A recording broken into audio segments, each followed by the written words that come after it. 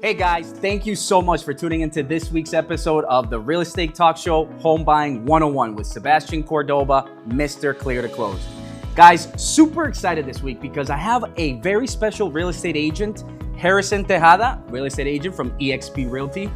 And not only we have a very special guest, but we're talking about some very important topics. So renters, listen, yes, we have some very valuable information that you guys do not want to miss. So please tune in, like it, comment, subscribe, and let's talk some mortgages.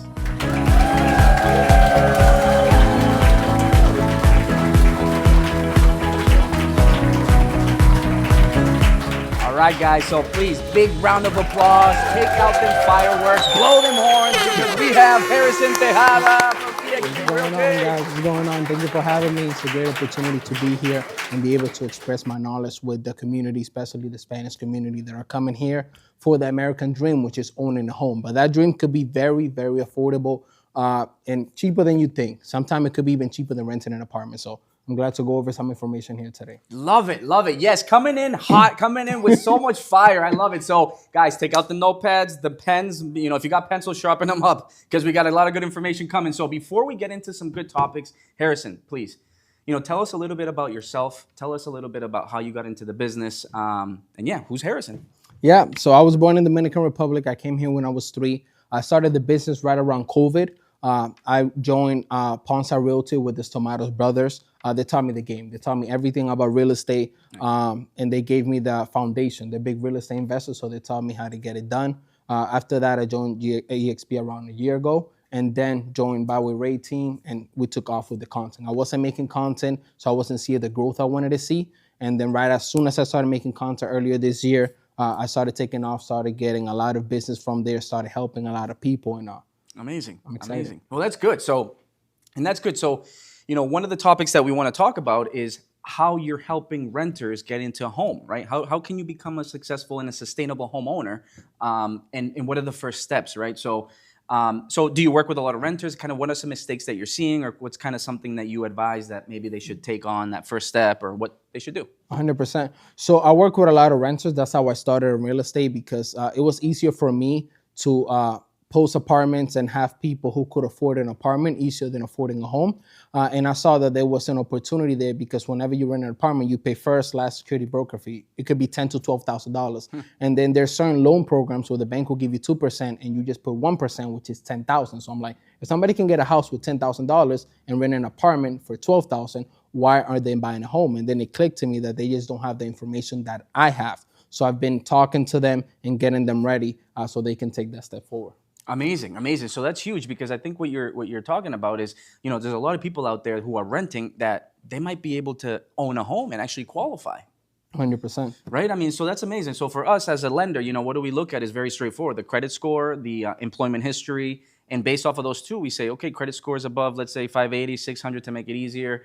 You've been employed for 2 years. Well, guess what? Yeah, you do qualify. Now let's take a look at how much, right? So now we look at the income, either your W-2s, tax returns, and then we see, okay, well, based on your monthly income, what's the maximum you can put towards a mortgage payment? It's a percentage called debt to income ratio, right? So amazing. So that's amazing. So what's one other, I guess, you said one huge mistake, right? But what's one advice you think you would say, hey, renters, what's something that you guys should do? They should definitely contact a realtor like myself. I find for a lot of renters, they believe it's impossible to own a home because they don't know where they're at. And you can't get to where you're going if you don't know where you're at right now. So getting in contact with me so I can put you in contact with Sebastian and we can see where you are with your credit. If you need help, we can help you fix that. If you need to get your taxes a little bit higher, income a little bit higher, we can help you with that. And now you know where you're going. I've had people that said they can't own a home, and then in one quick call, we can pre-approve them, and then now they can buy a home. But they didn't know that because they never reached out. So reaching out is the first step to see where you are, so then we can take you to where you need to go. Yeah, I love it. I love it. So guys, please, don't hesitate. Reach out to your local realtor, to your lender. Harrison's more than happy to come in. I'm more than happy to answer any questions as well. But the idea is to work with a professional, right? Work with the team 100%. So you guys know where you stand, see how much you guys can qualify up to, and then have fun shopping and looking at homes, right? 100%. So what's one of the things that you see that's kind of, that you love a part of this whole process, right? You seeing renters kind of open up their eyes and say, oh, hey, I can buy. And we get them in a home. I mean, how is that process? Yeah, the process is very simple. I mean, it starts obviously with getting pre-approved so you can know how much home you could afford. and then we look at any home that we can afford. And for me, it's about maximizing the home you can get, right? Like a lot of properties are in a great community, just need a little bit of love, right? Like you just replace the stove, the fridge, paint a little bit, and now the house looks brand new. And now you got a little bit of equity instead of getting the most expensive, nicest house, and then the equity is not near there. So I seeing a lot of people see the bigger picture with a couple little touch-ups, and then the home can come to life, and then it's yours. Then you build the equity, and then from that house, being able to buy more as a second-time buyer is a great feeling for a lot of people. Amazing. That's good. And I think you touch a really important topic because, yeah, I mean, if this first home isn't your forever home, which, typically it's the first stepping stone to get into that forever home, right? But let's say you want to live there for the rest of your life. Well, yeah, there's different types of loan programs with down payment assistance, but there's also rehabilitation loans, right? So if a house is maybe a little distraught, maybe it needs $50,000 in repairs, well, guess what? There's a loan program where you can include those repairs into the loan, buy the home, and within 6 months after you close, those repairs need to be done by a certified GC, general contractor. But you can all include that, and now what have you done? You've bought it at a lower price, boosted that value up with the equity that you just put into the property, and you're in a so much better position. In the future, yeah, the rate's a little bit higher just because it's a little riskier loan program, but you refinance, lower the mortgage payment, and now you're in a better position. All right, so amazing. 100%. Thank you for bringing that up. So I guess I know there's another huge topic that we want to talk about, how we see in the market, just the values continue to go up, and why right now is really a good time to buy. But before we switch to that topic, is there anything else you want to say to the renters out there that are listening? Any other advice or kind of steps that they should follow? Yeah, so I think the steps really is just trying to keep their income as high as possible. That's the most important thing. I know that a lot of times, obviously, people want to report the taxes and they put losses because they're trying to obviously, do what they have to do. But at the end of the day, it's an investment of you reporting as much as possible. If you need to get a second job for a year or two, you need to lock in, make as much money as possible, report almost no losses, so that way your income can be high at the end, and then you can qualify for the highest house possible. Amazing. How the notepads guys doing out there? They packed? They're full. 100%. Good stuff, guys. Good stuff. So, all right. So amazing. Thank you so much, Harrison, because I appreciate that. And all renters, please don't hesitate. Reach out. There's a lot of good questions out there that there's so many answers to. But we're here to guide and help. So thank you. Now, the other important topic, which I know we were speaking about behind the cameras, was very important because, yes, what we're seeing in the market right now is the values aren't going down. There's no market crash. There's no prices going down, right? Or what are you seeing, Harrison? Yeah, I see the prices keep going up, and I see the supply is staying low, right? Like I was telling you, before I was into real estate, I bought a 4-family house in Rhode Island in 2020 for $460,000, and that house today is worth almost $800,000. So it doubled in 5 years, and that's where I see the market going, especially the Massachusetts, Rhode Island market, which is where my main is. I do Rhode Island, New Hampshire as well, but those markets, I see them catching up very quick, and I see the market of prices continue to go up.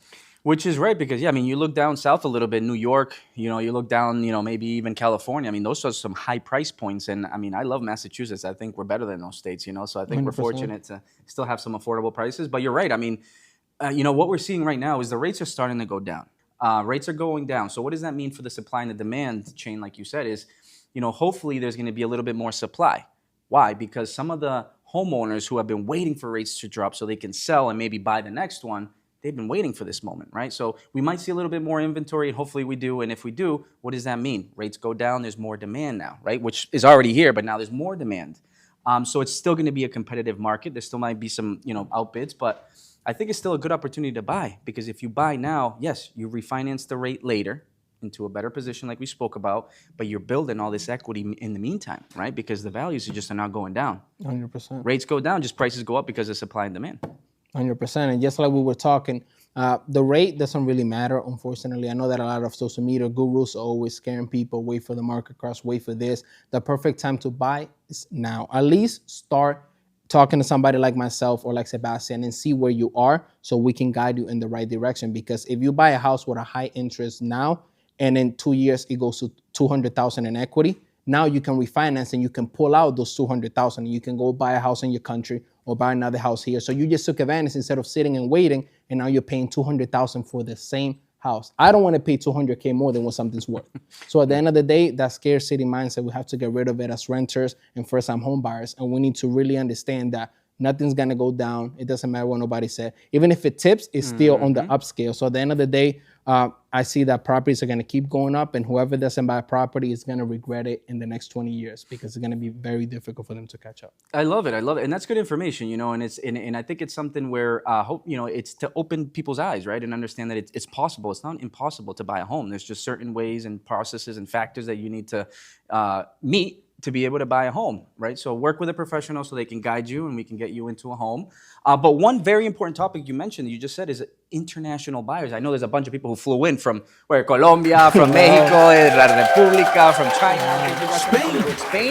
from Spain. Wow. So some of the good information you talked about is, you know, there's a lot of people who say, okay, I'm going to work here, I'm going to save as much money, and then I'm going to send my money back to another country, to the exterior, to invest in real estate over there and live a good life over there, right? But I think we spoke about before is maybe there's a better plan, business plan, where you can maybe put some of that money and create a foundation here, right? Generate some of those dollars, so then those dollars multiply a lot quicker over there, right? 100%. Yeah, like I was saying off camera, a lot of people come to America, they migrate from different countries, and they're thinking, back home I'm gonna buy a house, back home I'm gonna secure, because they're not from here. So if something goes left, they can go back and have a home. And that's a great plan, and I support it. But there's a better way of buying here, getting the equity from here, right? Because the economy is strong, houses are gonna keep going up. And then from the equity, you could buy in your country, and then you can have both properties. This one producing and taking care of the one in your country.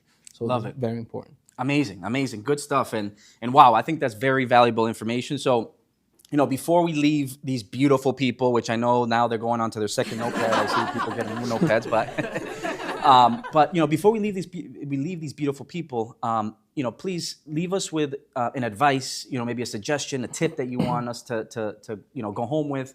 But more importantly, Harrison, what's the best way that we can reach out to you as well, please? 100%. So for me, just being in America is a great opportunity, and we need to take advantage of this economy of this country. There's no other country like it. So I think just being able to focus on the positive mindset of you being able to own a home, taking advantage of the programs that are out there, and being able to understand that it is not that difficult. If you're paying $2,000 or $3,000 on rent, you could afford to buy a multifamily home, and the home will help you pay for the mortgage with the other rents. So it's not hard. It's very simple. We got some work to do, but I'm willing to put in the work. So my name is Harrison Tejada. You can find me like that on Facebook. My Instagram is Sold by Harrison, like I might have my TikTok as well. The information is down as well. So contact me if you need a free consultation. I'm definitely willing to look over your situation and get you ready to buy a home this year or beginning of next with the help of Sebastian. Love it, Harrison. Amazing. It sounds like you've done this before, man. That's some good stuff. I appreciate it. Thank you. So, Harrison, again, thank you so much for coming, man. My pleasure. I appreciate it. And guys, thank you so much for tuning in. Yeah, we really appreciate you guys coming. Please like it, comment, share, subscribe. If you guys have questions, reach out. We're here to help. And see you guys next week. Let's talk some mortgages.